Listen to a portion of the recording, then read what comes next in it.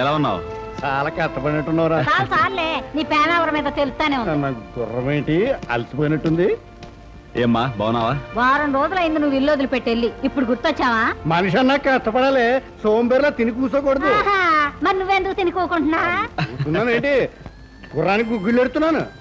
అది కాదయ్యా, నెలలో 25 రోజులు నువ్వు ఇట్ట దేశం మీద తిరుగుతుంటే మేమెంత బెంగపడిపోతున్నావో తెలుసా? బెంగదేనికమ్మా, నాకు ఏదైనా ప్రమాదం జరుగుతున్నానా? మరి అమ్మా, ప్రమాదం గురించి భయపడితేనో అపాయం గురించి ఆలోచిస్తేనో జీవితంలో ముందుకు వెళ్ళాం.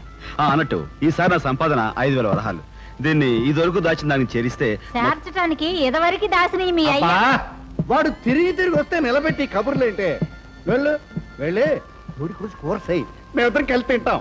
వెళ్ళు నువ్వు పదరా బాబు. అడ్డులే. అది కాదరా నేను చెప్పు. ఏంటమ్మా, దాచిన సొమ్ము గురించి ఏదో చెప్తూ ఆగిపోయావు, ఏం జరిగింది? ఆ భోషణంలో భద్రంగా ఉందిరా, పద మన ఇద్దరం కలిసి గుర్రానికి గుగ్గిళ్ళు పెడదాం. చెప్పమ్మా, ఏం జరిగింది? నన్ను అడగమాకరా బాబు, ఆ సొమ్ము మీ అయ్య ప్యాకాట్లో ఎట్టా తగలబెట్టాడో నాకు తెలియదు. నంగనాచి తుంగపుర్ర అంటే ఇదేం రోయ్, చెప్పాల్సిందంతా చెప్పేసి మళ్ళీ నాకు తెలియదంటావేటి? అది కూడా చెప్పేయి. అయ్యా, మళ్ళీ ప్యాకెట్లో సొమ్ములని తగలబెట్టావా? నీ తల్లి తోడు నా పెళ్ళం తోడురా, నేను పోగొట్టుకోలేదురా, రెట్టింపు గెలుచుకున్నాను. కానీ ఆ రౌడీ నా కొడుకులే నా మీద పడి లాక్కున్నారు. ఎవరు వాళ్ళు? భూపతని పెద్దింటికి చెందిన ఓ చిన్న వెధవ, వాడి తాలూకు దొంగనాయాళ్ళు.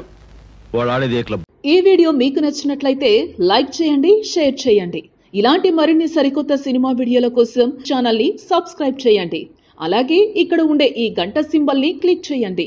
మేము అప్డేట్ చేసే ప్రతి వీడియో నోటిఫికేషన్స్ మీకు వచ్చేస్తాయి.